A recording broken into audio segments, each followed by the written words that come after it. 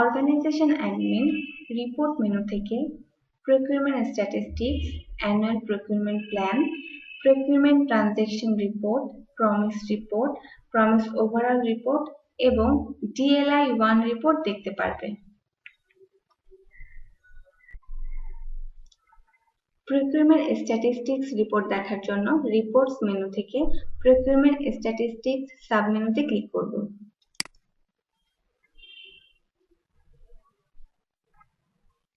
প্রথমে dropdown list থেকে PE office নির্বাচন করব। এরপর জেনারেট বাটনে ক্লিক করতে হবে।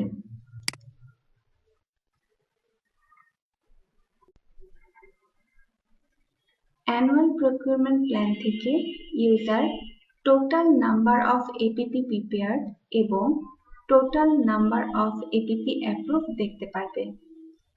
এরপর কাউন্ট লিঙ্কে ক্লিক করলে total number of approved package এবং total amounts of approved package দেখতে পারবে।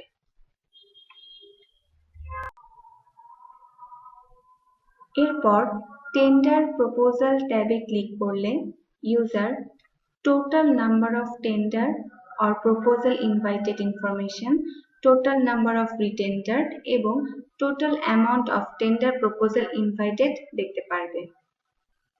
এবং সর্বশেষে অ্যাওয়ার্ডেড কন্ট্রাক্টস ট্যাবে ক্লিক করলে user total number of contracts awarded এবং total amount of contracts awarded information দেখতে পারবে।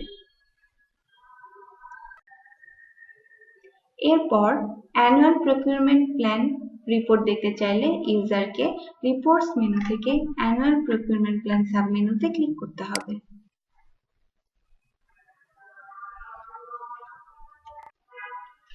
Organisation admin, PE office, project name, financial year, budget type এবং প্রকিউরমেন্ট নেচার অনুযায়ী APP ফিল্টার করতে পারবে।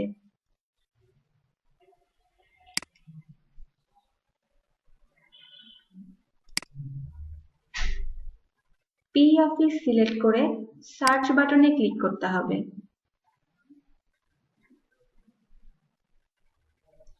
এরপর সিলেক্টকৃত PE অফিসের APP লিস্ট তৈরি হয়ে যাবে।